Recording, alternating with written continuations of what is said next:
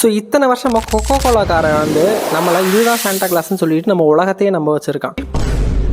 So அது என்னன்றது இந்த வீடியோவில் பார்த்துருவோம். சொல்லப்போனால் நம்ம பார்த்துக்கிட்டு இருக்க ஒரிஜினல் சாண்டா கிளாஸே இதுவே கிடையாது. அதாவது 1930 வந்து ஒல்லியாக இருக்கிற மாதிரியும் குண்டாக இருக்க மாதிரியும் குட்டையாக இருக்க மாதிரியும் ஸோ இந்த மாதிரி ரிலேட்டடாக சாண்டா கிளாஸ் வந்து அவங்களுக்கு பிடிச்ச மாதிரி வந்து உருவாக்கிட்டாங்க. சொல்லப்போனால் நம்ம விநாயகரை வந்து எப்படி வந்து உருவ சிலையை நம்ம மாற்றுவோமோ ஸோ அந்த மாதிரி மாற்றிக்கிட்டு இருக்கப்ப கொக்கோ கோலா வந்து வின்டர் சீசனில் வந்து பயங்கர அடி, அதாவது சேல்ஸே இல்லாத மாதிரி ஆயிடுச்சு. ஸோ அப்படி இருக்கிறப்ப ஒரு ஆர்டிஸ்ட்டை கூப்பிட்டு எனக்கு வந்து கொக்கோ கோலா வந்து ரெப்ளிகேட் பண்ணுற மாதிரி அட்வர்டைஸ்மெண்ட் பண்ணுற மாதிரி ஒரு சாண்டா கிளாஸ் வேணும். ஸோ அவர் வந்து இந்த கலருக்கு அப்படி ரிலேட்டடாகவும் இருக்கணும்.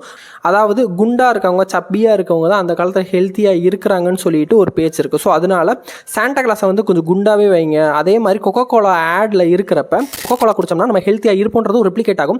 சொல்லப்போனால் இதுவே ஒரு சீக்ரெட் மார்க்கெட் ஸ்ட்ராட்டஜி தான் சொல்லிட்டு இந்த இதை வந்து இம்ப்ளிமெண்ட் பண்ணி இதில் சக்ஸஸும் பண்ணியிருக்காங்க. ஸோ உங்களுக்கு இந்த இன்ஃபர்மேஷன் புதுசாக இருந்திருக்கும். ஒரு லைக் ஒரு சப்ஸ்கிரைப் மட்டும் பண்ணியிருக்கேன். பாய்.